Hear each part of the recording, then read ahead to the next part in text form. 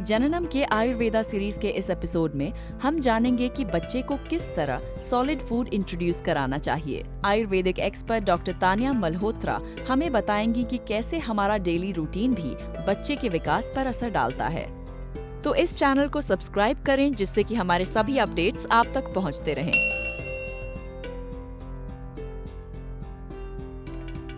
आयुर्वेद में अगेन ये बहुत एक इम्पॉर्टेंट माइलस्टोन है और ये भी एक संस्कार है जिसे फल प्राशन और अन्नप्राशन संस्कार के नाम से आया है। पहले WHO की गाइडलाइन थी कि आप 3rd या 4th मंथ में सॉलिड फीड स्टार्ट करा सकते हैं, बट अब WHO ने ये गाइडलाइन दी है कि up to 6 months exclusively breast fed या फार्मूला फेड बच्चा होना चाहिए और आफ्टर 6 मंथ ही उसको सॉलिड फूड खिलाना शुरू कर देना चाहिए। तो आइए जानते हैं कि कैसे रोजाना रूटीन बच्चे की ओवरऑल डेवलपमेंट में मदद करता है। हमारी आंखों में भी पट्टी बांध दी जाए तब भी हम ये नहीं भूलते कि खाना कैसे मुंह में डालना है। तो it is a very primitive primary reflex जो 4th या 5वें महीने में आना शुरू हो जाता है। और ये इसके मतलब बच्चा is ready for solid food. तो ये एक तरीका है कि आप रिफ्लेक्सेस बच्चे को देखें कि वो शुरू है कि नहीं। दूसरा फल प्राशन जो काश्यप ने बताया कि फलों से स्टार्ट इसलिए करना चाहिए कि फल जो है वो बहुत कुछ फीड को मिमिक करते हैं, क्योंकि वो एक तरह से होलसम फूड अपने आप में ही होता है। एक फूड ही आप एक टाइम पे इंट्रोड्यूस कराइए। इससे आपको एक तो ये बात है कि बच्चे की फूड एलर्जीज पहले पता लग जाएंगी, right. Don't over complicate things. आप उसको ज़्यादा ओवर कॉम्प्लिकेट ना कीजिए। ओवर कॉम्प्लिकेशन में क्या होता है कि हमें ये नहीं पता लगता कि अगर बच्चों को कोई चीज़ सूट नहीं की तो वो क्या है।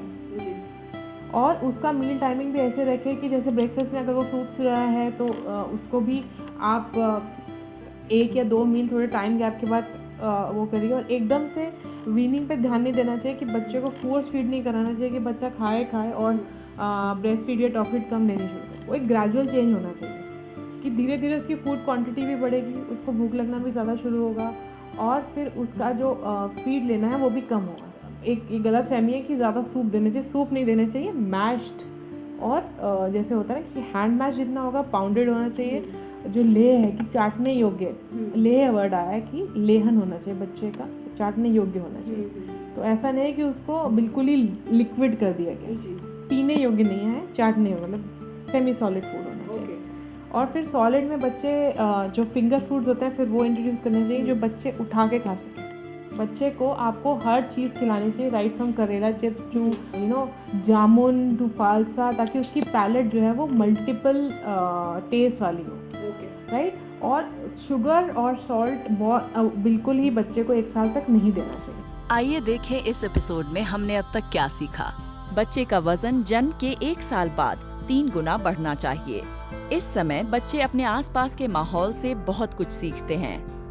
नीचे दिए गए कमेंट बॉक्स में अपनी प्रेगनेंसी के एक्सपीरियंसेस हमारे व्यूअर्स के साथ जरूर शेयर करें और इस वीडियो को लाइक करें।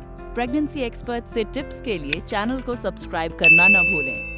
पर्सनलाइज्ड प्रेगनेंसी केयर के रेगुलर व्हाट्सएप अपडेट्स के लिए 9394293942 पर मिस्ड कॉल दें। और याद रखें कि हर प्रेगनेंसी स्पेशल होती है और किसी भी रूटीन को स्टार्ट करने से पहले डॉक्टर से सलाह लेना जरूरी है। नमस्कार।